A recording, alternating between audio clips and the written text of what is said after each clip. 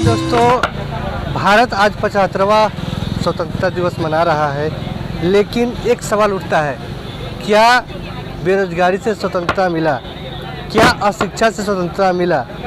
क्या भुखमरी से स्वतंत्रता मिला? आज 75वीं वर्षगांठ देश मना रहा है, लेकिन इस आज़ादी में भी बहुत ऐसे छात्र हैं जो बेरोजगारी से जूझ रहे हैं और अपनी मांगों को लेकर गर्दनी बांधे में बैठे हैं। हम बात कर रहे हैं बीटीएससी जेई के छात्र जो लगातार 36 दिन से गर्दनी बांध में बैठे हुए हैं। यहाँ पर पहले देखिए कि यहाँ पर जितने भी मेरे देश में जो महान पुरुष हैं जो देश के लिए आज़ादी के लिए अपनी जान गंवा दिए, उनका यहाँ पर पुष्प अर्पित किया गया है। मेरे सामने भगत सिंह जी का चित्र है।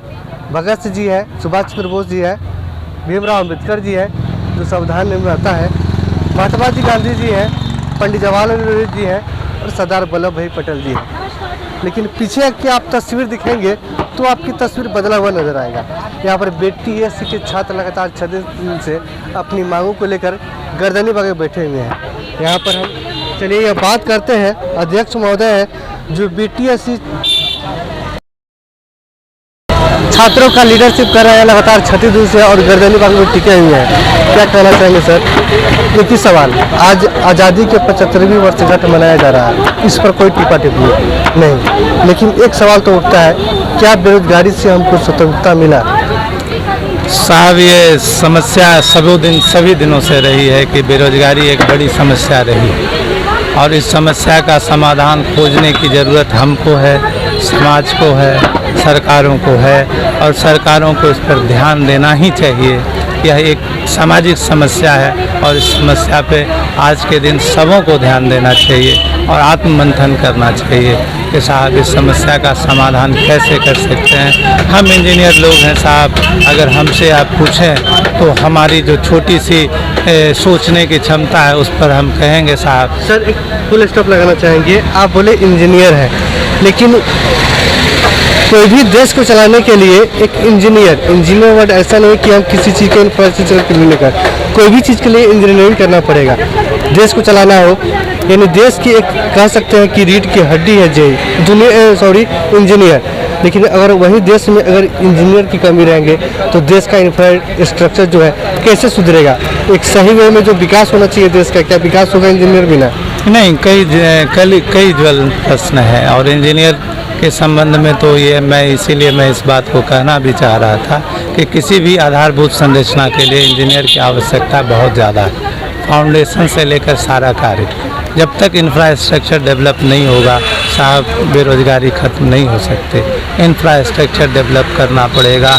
आपने एक नारा भी सुना होगा साहब स्किल इंडिया का, बट स्किल इंडिया कौन करेगा? स्किल इंडिया जब इंजीनियर ही नहीं रहेंगे, जब सही देश में इंजीनियर की कमी रहेगा, सही समय से बहाली नहीं होगा, तो फिर इंफ्रास्ट्रक्चर जो स्किल्ड इंडिया की जो बात कहा जा रहा है कैसे विकास होगा?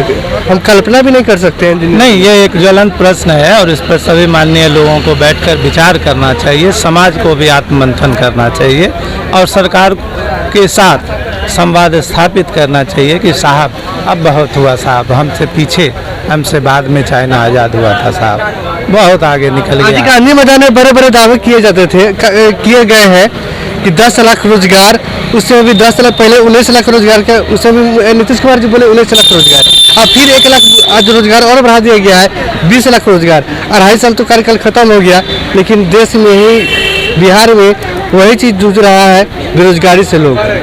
आज फिर बढ़ा दिया गया 20 लाख, जब 10 आपका कार्यकाल था तो उस समय तो 19 भी रोजगार नहीं दे पाए। तो क्या लग रहा है सरकार दे पाएगा? नहीं, सरकारें इस पर काम कर रही हैं, हमारा विश्वास है। 2.5 साल तो बीत गया जी, बिल्कुल बिल्कुल, लेकिन मेरा विश्वास है हम लोग धैर्य का दामन रखें और सरकारों से बार बार अनुरोध करें कि साहब आपने कहा था। याद दिलाने की ज़रूरत भी तो समाज को ही है। अगर आपने मंच से उद्घोष किया था तो साहब आपने पूरा नहीं किया तो यह प्रश्न समाज करेगा, हम कर रहे हैं और मुझे लगता है कि अपने जनप्रतिनिधियों से सबों को ये सवाल करना चाहिए कि साहब क्या यह एक जुमला मात्र है या किसी कुछ और। बीटीसी आयोग में झंडा फहराया गया होगा, सभी लोग दिल से मनाए होंगे, लेकिन जो झंडा फहरा है, जो अधिकारी फहरा है, वो अपने दिल पर हाथ रख के बोले कि हम ईमानदारी से काम कर रहे हैं। अगर ईमानदारी से काम करते तो जो छात्र बैठे हुए वो नहीं बैठे रहते। जी बिल्कुल, ये आत्ममंथन का प्रश्न है, ये आत्ममंथन का प्रश्न है, अपने चरित्र के मूल्यांकन का प्रश्न है। आपका चरित्र आपका व्यक्तिगत है साहब।